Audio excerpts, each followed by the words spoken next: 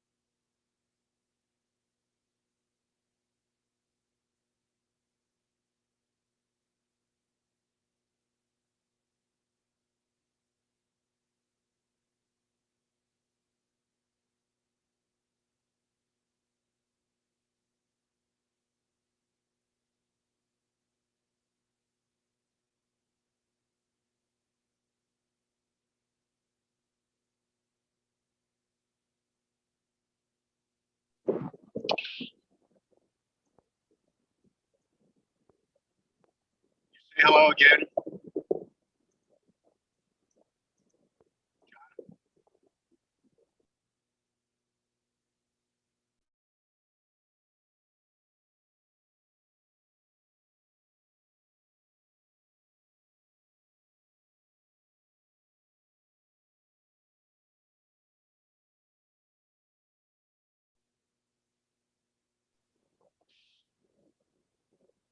John, are you able to hear me? Doug, Representative Javinsky, I just need to have you muted.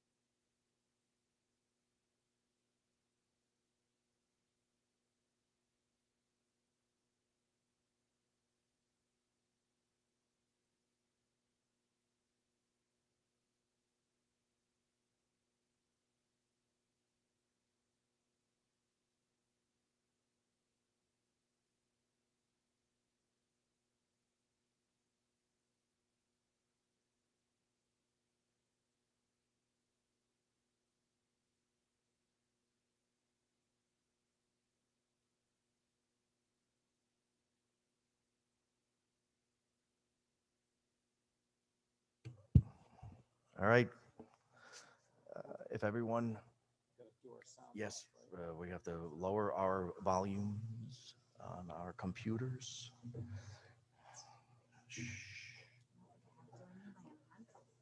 I have to have, I don't have Okay, my Zoom. Do I need to have it? I just do it for, okay, did we, okay, there we go. Everybody has lowered their computer audio, and we are reconvening our Environment Committee meeting, April 19th, 2022. We are reconvening at 11:26. Thank you, everyone, for your patience on this. I will go to my co-chairs to see if they have any comments. Senator Cohen. Just good morning, everybody. Just when you think you're done with committee work, here we are again. So I hope this is short and sweet, but glad to be here this morning. Thank you, Senator Cohen. Representative Harding. Thank you, Mr. Chair, and look forward to a nice discussion today regarding an important bill. So thank you. Senator Minor. This. We had a moving caucus this morning here at about 10:30 on the Senate Republican side, and I'll wait till the bill starts and we'll fill you in. Thank you, Senator Minor. We will go to the agenda. There's one item on the agenda referred to us by the House. It is an energy bill. It's House Bill 5118, an act concerning waste management and anaerobic digestion. The bill has many portions to it, but beginning on January 1st of 2023, the bill limits the Class 2 renewable portfolios standard requirement to only Class 2 renewable sources, which would be trash to energy facilities. The bill also requires that the alternative compliance payment for failing to meet the Class 2 requirement be deposited into a sustainable materials management account that, if we all recall, was established last year and had $5 million in it, which has been gone through already by DEEP. And then it also would allow the DEEP commissioner, in consultation with other officials, to solicit proposals for certain anaerobic digestion facilities, whether that's farm anaerobic digesters, or, as we know, there have been 5 anaerobic digesters already permitted in the state that are looking for feedstock to become cost effective. And then if it was a farm anaerobic digester, it would have the ability to supply biogas for injection into the state's natural gas distribution system.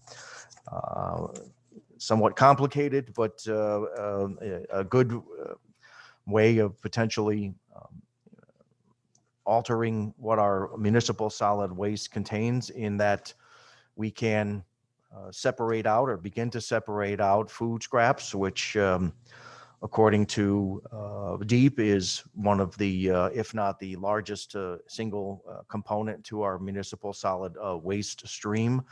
So I would at this point entertain a motion to approve. So moved. Moved by Representative Horn, seconded by Seconded. Senator Haskell. I will entertain a discussion on this bill. Representative Harding. Thank you, Mr. Chair. I understand many aspects of the intent of the bill. I think there are some positive aspects of the bill. One thing that I particularly like, and I think I speak for a lot of my colleagues in saying that most of us, if not all of us, like, is a real focus on moving towards anaerobic digesters as a source of energy here in the state of Connecticut, and a focus on that. That's something that we've heard from in testimony and from other individuals, that it is something that's growing important here in the state. And there doesn't seem to be enough opportunities for that. And there's a way we can increase those opportunities. I think that's a good thing. And I know I support that. And I think a lot of folks in this committee support that. My concern is the bill goes beyond just that intent. And I think it is full of aspects of the bill that are going to increase the rates on ratepayers. I don't think there's any way around it. And particularly in my understanding, through you, Mr. Chair, is that Section 2 of the bill changes the fund, or changes the revenue source, or the revenue holder, I should say, from a program that helps to reduce the cost upon ratepayers and puts it into the hands of DEEP. Is that correct, through you, Mr. Chair? That would be the way I would read the language as well, Representative Harding. And so, thank you, Mr. Chair. And so that is a significant concern of mine, is that you're taking a revenue source that is explicitly focused on reducing ratepayers' costs. And I think all of us throughout this committee have heard from our constituents about the cost that this that energy costs place upon our constituents. For some constituents, unfortunately, it's their highest bill in their household. And it's becoming increasingly difficult, particularly in this day and age with rates as where they are in terms of inflation, of being able to make that payment. And we're now taking money away from a source devoted towards reducing the cost on consumers, and taking that away and putting it in the hands of DEEP. And I understand the program is to help address waste in the state of Connecticut, which is a noble cause. But taking away money from a program that's supposed to help reduce rates for ratepayers and putting it towards anything, no matter how noble it may be, is something that I'm going to have a grave concern with. And I think a lot of folks on this committee are going to have a grave concern with. Could the good proponent or the good chair give me some information on what specifically the legislation dictates this fund that the DEEP commissioner is now going to be in control of, what it's supposed to be used for specifically, through you? Thank you, Representative Harding. This would be supplementing the Sustainable Materials Management account that we created for DEEP last year. It was a $5 million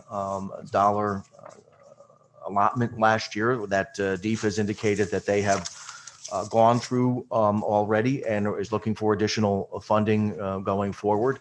That funding would come from the penalties that would be inflicted on the electric distribution companies for not using the RECs that would be generated if and potentially when the mirror plant ceases to function. Those penalties would be paid, and as you indicated, the way the current language reads is that those funds and penalties would go back to ratepayers. It's estimated on an annual basis of about $8 million that would go back to ratepayers, but instead now would go toward this grant program. It's been revealed that there's about 50 municipalities that have expressed interest in doing the separation of the food scraps from the waste stream going forward. And DEEP would like to fund that and ultimately down the road lower all of those municipalities' tipping fees, and hopefully save taxpayers in that way going forward. Thank you, Mr. Chair. And if I may, I'll continue. So from what I understand, what you said, that states $8 million that we were using to help reduce rates for ratepayers and consumers in the state that are now going to be now being diverted and taken away. Is that correct, through you? Representative Harding, that is the intent of the bill, is to not have these penalties go towards a rate reduction. It wouldn't necessarily mean that the rates would go up.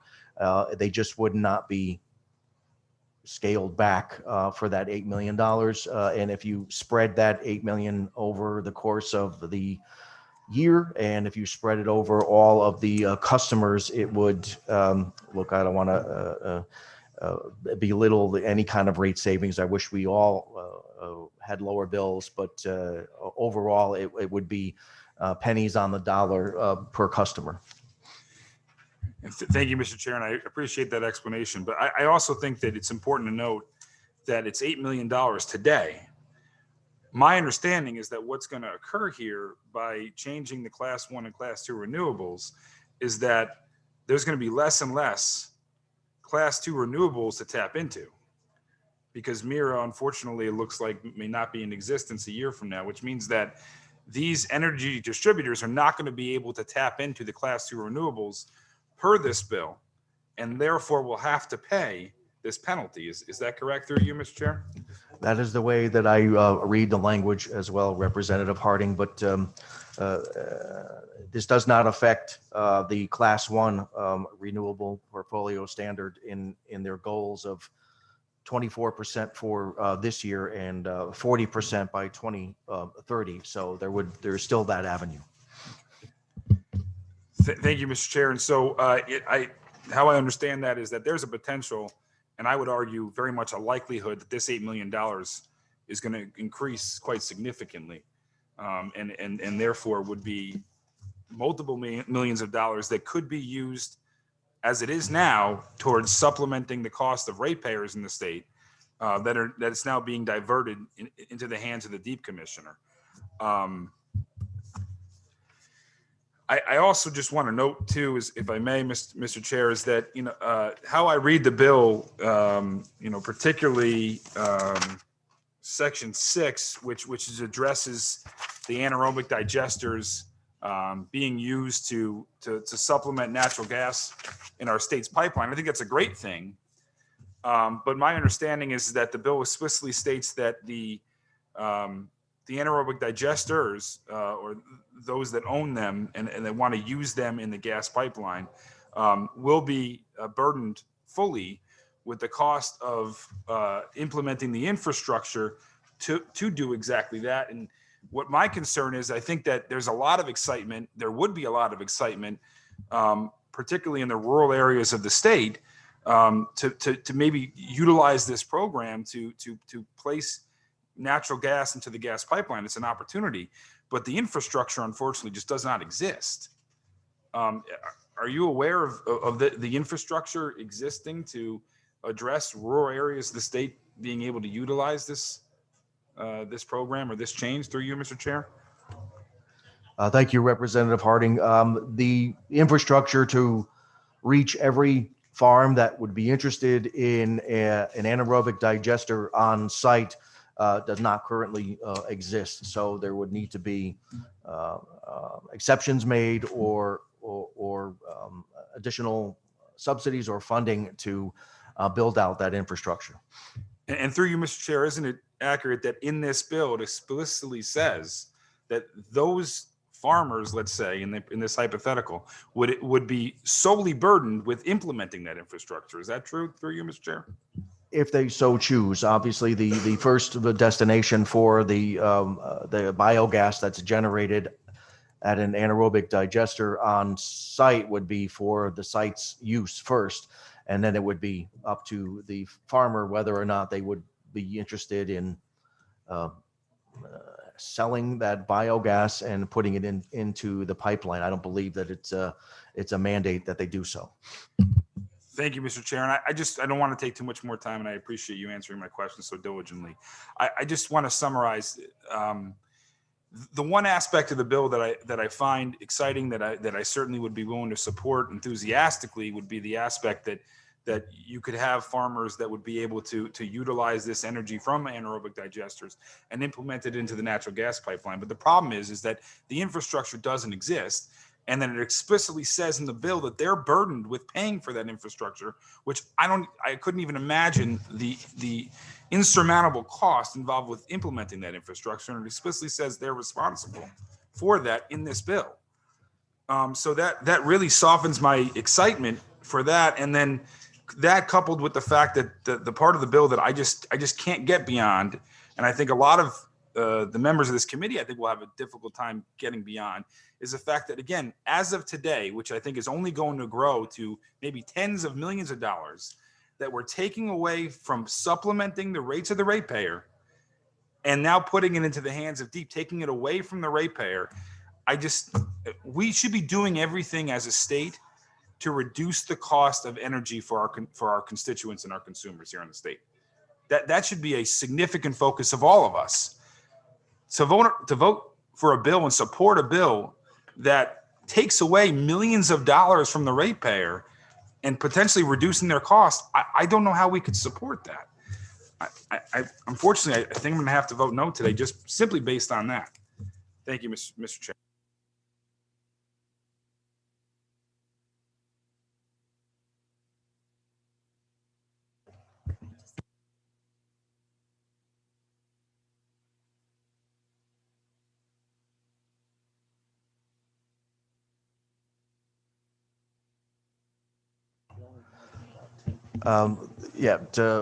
It's been made my attention to lines 345 to 350 in the bill that says, a gas company shall recover the costs incurred by such gas company related to constructing, operating, and maintaining infrastructure arising from such gas purchase agreement from the biogas supplier through a contribution I'm not reading that fast, in aid of construction or other provision of the gas purchase agreement. Any incurred costs not to be recovered from the biogas supplier shall be identified and approved by the authority at the time the authority approves any gas purchase agreement. So, yeah. So your point taken. Representative Horn. Thank you, Mr. Chair. This is the complications in this bill were also reflected in the conversation we had in the Energy and Technology Committee. These are another thorny compromise that we often deal with. We are, however, in a waste management crisis with the impending doom of Mira months from now.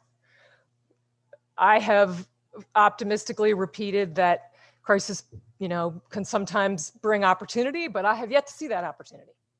And we have, we can look back and wring our hands over why it hasn't happened and there aren't any solutions. But come July, all of the trash that is currently dealt with by Mira will be trucked by diesel truck to locations in Ohio, Pennsylvania, I've heard Louisiana. That is an environmental disaster. It's also already an economic disaster for a lot of the towns I represent, and I am sure a lot of the towns of the people represent around this table. Tipping fees are now north of $100. So I too am very concerned about the costs that my constituents bear, because they're already bearing the costs of the demise of this plant that the state has done little to address. So to me, it is a logical thing to put some money aside to try to develop programs that can help alleviate this crisis, this costly and environmentally disastrous crisis. Every town in my district is concerned about how these costs are going to be paid. I see a lot of innovation happening in my district, small composting projects, pilot programs dealing with food scraps, and of course, anaerobic digesters that our farms have been, engaging in for a long time. But talk to those farmers who do that anaerobic digestion. It's hard. It's economically precarious. This is not some miracle solution that suddenly, if we just switch on the tap, it's going to work. The people in some of the farms in my district who have been at this for a long time will tell you, there's a lot of hope in it, but it needs investment. It produces two valuable things. It produces fertilizer, a nutrient, and it produces gas. And if we cut these farms off by telling them they cannot monetize that, we're shutting the door on that. And 30 to 40% of our solid waste stream is organic material. If we don't take it seriously about how we deal with that, we are going to be paying the literal costs and the environmental costs for that for years and years to come. So I certainly hope, and I said this, as did some of my colleagues, my impression is that this bill is still a work in progress. And I certainly hope many of our thoughts about challenges of the bill in terms of, relying on fossil fuels long into the future, finding a way to perhaps temporarily limit that or limit that in either time or quantity. I understand that's part of the conversation, but I do support that conversation continuing because we have to have tools in our toolbox to resolve the issue that's in front of us today. So thank you, Mr. Chair. Thank you, Representative Horn. Senator Minor. Thank you, Mr. Chairman. As I said, we did have our Senate Caucus of One earlier today, and this is a rather interesting document to my mind, and I wish I had taken the time to pay a little more attention to what occurred in the Energy and Technology Committee. I would agree with some of the comments made already, those being we have a serious problem in the state, those being that the state has to or should be willing to create some mechanism to put funds in place to help deal with what in the eyes of many is something just short of a catastrophe. My concern with the bill that's before us is there is no commitment in the bill. If there's already a $5 million fund and it's already been allocated, it's been allocated, let's be honest, for everything other than a digester, right? So every municipality that put a request in for a grant got some letter of commitment for an award. It could be for any number of things in waste reduction, which aren't necessarily bad things, but they're not going to be digesters. They're not going to be significant development in the state of Connecticut. They are potentially going to spend just about every dollar that gets put into this fund, I would think. Maybe in the town of Litchfield, there was a request for money to separate food scraps from garbage. Maybe in every other community in the Northwest corner that is going on. I think that's a good thing. I don't have any confidence that this commissioner is going to allocate those dollars for the highest priority for the state. As long as the office has been held by this commissioner, this mirror problem has existed, and none of the things that should have happened have happened. It's been a fumbled football from the very beginning. And now the Hail Mary is to take what should have inured back to our rate-paying constituents, and we're going to use those dollars in the hopes of trying to fix this system. I would suggest a better approach than to co-opt the electric bills of our constituents is that we take federal dollars from the ARPA money or from the infrastructure money and create a fund. I mean, really create a fund. If this commissioner is serious, certainly there must have been a request somewhere that's made public about trying to do that. I think probably we won't find it. And that's unfortunate because this is a $100 million problem, a $200 million problem. So I don't want to close the door on farmers' opportunities. I don't want to close the door on municipalities' opportunities. I think there probably is some pot of money at the end of this rainbow. I just don't have any confidence in this administration that they are going to do the right thing. That's what I don't have.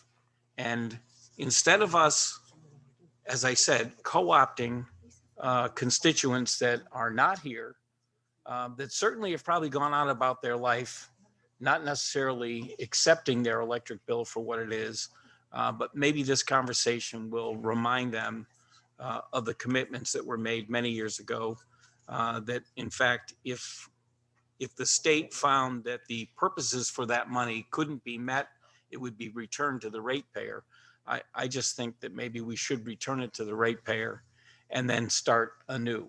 And again, I'd be all for taking a significant portion of ARPA money or infrastructure money and creating a really, really significant contribution to the solid waste management fund that no one would question what our intent was. Thank you. Thank you, Senator Minor. We are getting close to the top of the hour. We'll go to Representative Callahan last, and then we will hopefully take a vote. Thank you. Thank you, Mr. Chairman. I'll be brief. I don't know why I'm getting feedback. My microphone's off. I'm muted. Yeah. It's off. It's all off. Do we have any idea, Mr. Chair, what the infrastructure costs would be to develop this system to inject into our existing natural gas pipelines? I do not have that information in front of me, Representative Callahan. Thank you. And as has been stated during the course of this meeting, what concerns me is the phrase that we recoverable by ratepayers is repeated in this bill. And that makes me concerned. As Representative Harding stated, it has become one of the most expensive parts of living in Connecticut. We have the most expensive electricity in the United States, or in the top 3. And it is what I hear most from my constituents. I think this bill is a work in progress. I believe it is a work in progress, but there are still a lot of issues with it.